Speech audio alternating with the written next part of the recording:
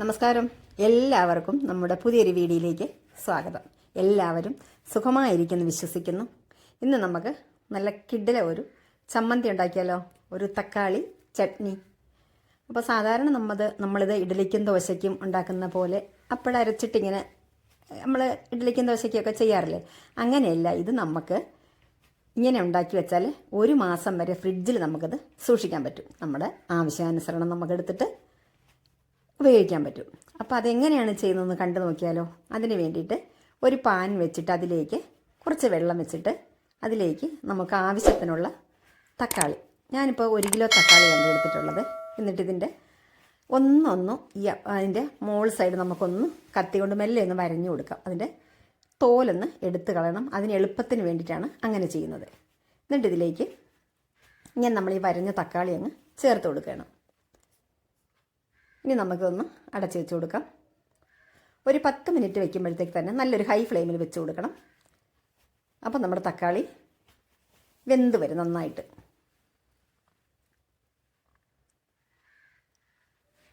തക്കാളി ഇതാ വെന്തിട്ട് അതിൻ്റെ തോലൊക്കെ കണ്ട ഒന്ന് വിട്ട് വരുന്നുണ്ട്. ഇനി നമുക്ക് ഈ വെള്ളത്തിൽ നിന്ന് കോരിയെടുക്കാം.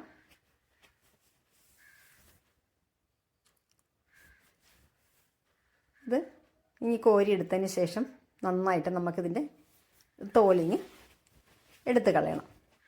എന്നിട്ടിത് കഷ്ണങ്ങളാക്കിയിട്ട് നല്ലതുപോലെ നമുക്ക് മിക്സിയുടെ ജാറിലേക്ക് ചേർത്തങ്ങ് അരച്ചെടുക്കാം. നല്ല ഫൈനായിട്ട് അരയ്ക്കേണ്ട, കുറച്ചൊരു തരിയോടുകൂടി നമുക്കിത് അരച്ചെടുക്കാം. അപ്പോൾ തക്കാളിയൊക്കെ ഞാൻ ഇത് കണ്ടോ, തോലൊക്കെ നന്നായിട്ട് വിട്ട് വരുന്നുണ്ട്. തണുത്തതിന് ശേഷം ഇതാ ഇങ്ങനെ പൊളിച്ചെടുത്തു. ഇനി നമുക്കിത് ചെറിയ കഷ്ണങ്ങളാക്കിയിട്ടൊന്ന് അരച്ചെടുക്കാം. അതപ്പോൾ ഞാൻ അരച്ച് കൊണ്ടുവന്നിട്ടുണ്ട്. ഇനി നമുക്ക് ഒരു പാൻ വെച്ചിട്ട് അതിലേക്ക് ഒരു 1/4 കപ്പോളം സൺഫ്ലവർ ഓയിൽ ചേർത്ത് കൊടുത്തു. ഇനി അതിലേക്ക് 1 ടീസ്പൂൺ ജീരകം, 1 ടീസ്പൂൺ കടുക് ചേർത്ത് നന്നായിട്ട് പൊട്ടി വന്നപ്പോൾ കുറച്ച് വറ്റൽമുളകും കറിവേപ്പിലയും ചേർത്ത് കൊടുത്തു. പിന്നെ ഇതിലേക്ക് മീഡിയം സൈസിലുള്ള 2 സവോള പൊടിയായി അരിഞ്ഞതങ്ങ് ചേർത്ത് കൊടുത്തിട്ട് നന്നായിട്ടങ്ങ് മിക്സ് ചെയ്യാം. ഈ സവോള നന്നായിട്ട് നല്ല ബ്രൗൺ കളറാകണം, അതുവരെ നമുക്കിത് ഇളക്കി കൊടുക്കണം. ഇതിൻ്റെ കൂടെ തന്നെ സവോളയുടെ കൂടെ തന്നെ നമുക്ക് കുറച്ച് ഒരു 10-20 അല്ലി വെളുത്തുള്ളി ചെറുതായി അരിഞ്ഞത് അതങ്ങ് ചേർത്ത് കൊടുക്കാം. എന്നിട്ട് നന്നായിട്ടങ്ങ് മിക്സ് ചെയ്യാണ്. ഇനി ഒരു വലിയ കഷ്ണം ഇഞ്ചി, അതും പൊടിയായി അരിഞ്ഞത്, അതും ഇതിലേക്ക് അങ്ങ് ചേർത്ത് കൊടുക്കാം. എല്ലാം കൂടെ നല്ലതുപോലെ ഫ്രൈ ആയി വരണം.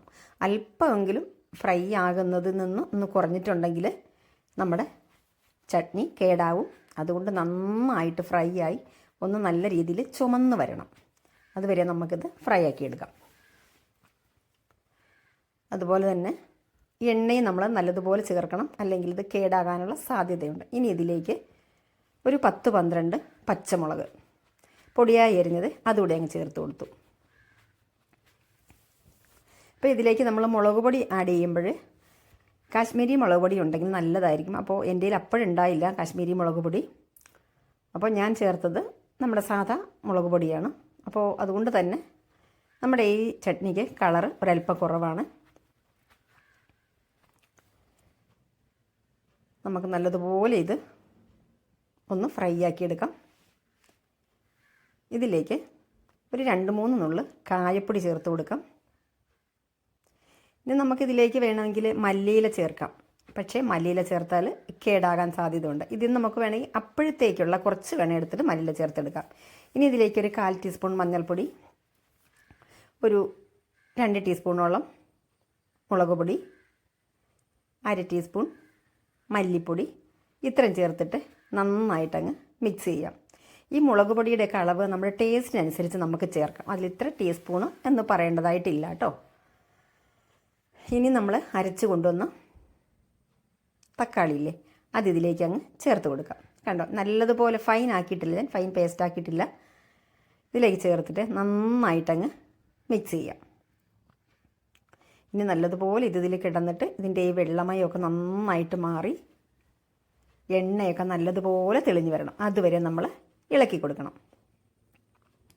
ഞാൻ നേരത്തെ പറഞ്ഞില്ലേ, കളറ് കുറവാണ്. നല്ല റെഡ് കളറിലിരിക്കുമ്പോഴാണ് നമ്മുടെ തക്കാളി നല്ലതുപോലെ പഴുത്തതായിരുന്നു. എന്നിട്ട് നമ്മുടെ ഈ ചട്നിക്ക് നമ്മൾ ഉദ്ദേശിച്ച കളർ കിട്ടാത്തതിൻ്റെ കാരണം ഇതായിരുന്നു. കാശ്മീരി മുളക് പൊടിയല്ല ഞാൻ ചേർത്തത്, അതുകൊണ്ട് പറ്റിയതാണ്. അപ്പോൾ നന്നായിട്ട് അങ്ങ് മിക്സ് ചെയ്ത് കൊടുത്തിട്ട് അങ്ങ് അടച്ച് വെച്ച് കൊടുത്തു. ഒരു 5 മിനിറ്റ് അങ്ങനെ ഇരിക്കട്ടെ. 5 മിനിറ്റിന് ശേഷം നമ്മൾ തുറന്ന് നോക്കിയിട്ടുണ്ട്. അപ്പോൾ വലുതായിട്ട് ഒന്നും വെള്ളം ഇതിൽ നിന്ന് വറ്റി വന്നിട്ടില്ല. എങ്കിലും നമ്മൾ ഇത് അടിയിൽ പിടിക്കാതിരിക്കാൻ വേണ്ടിയാണ് ഇങ്ങനെ തുറന്ന് ഇളക്കി കൊടുക്കുന്നത്. നന്നായിട്ടൊന്ന് ഇളക്കി കൊടുത്തതിന് ശേഷം നമ്മൾ ഇതുവരെ ഉപ്പ് ചേർത്തിട്ടില്ല. ഇനി നമ്മളിതിലേക്ക് ആവശ്യത്തിനുള്ള ഉപ്പ് ചേർത്ത് കൊടുക്കണം. എന്നിട്ട് നല്ലതുപോലെ അങ്ങ് മിക്സ് ചെയ്യാം.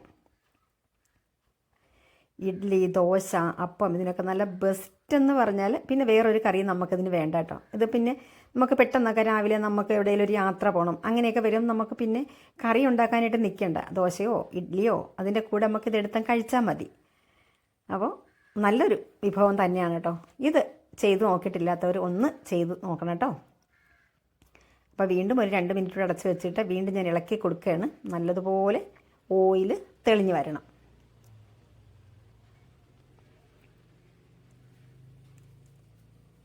നന്നായിട്ട് ഇളക്കിയതിന് ശേഷം ഒന്നുകൂടി അങ്ങ് അടച്ച് വെച്ച് കൊടുത്തു. ഇതാ ഇപ്പം നോക്കിക്കേ, പിന്നെ ഒരു 5 മിനിറ്റ് കൂടെ അടച്ച് വെച്ചിട്ടുണ്ടായിരുന്നു. നല്ലതുപോലെ ഓയിൽ തെളിഞ്ഞ് വന്നിട്ടുണ്ട്.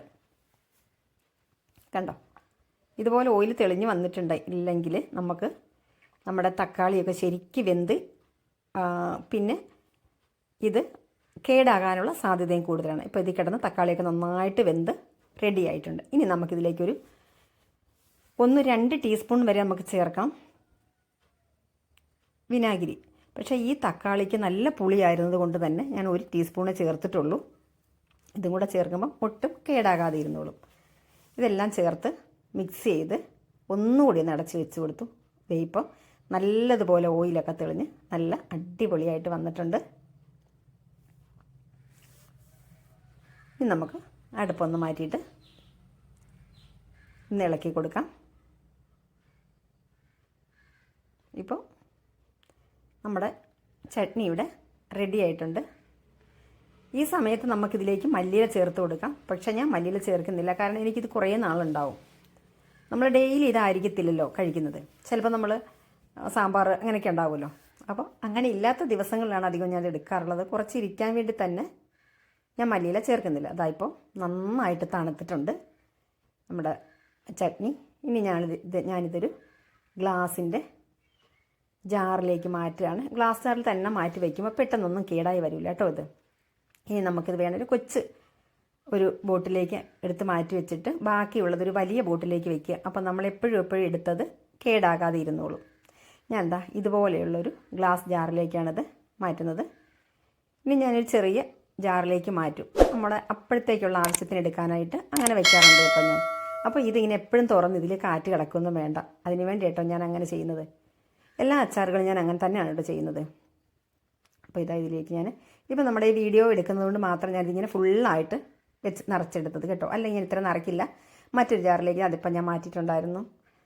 Thank you.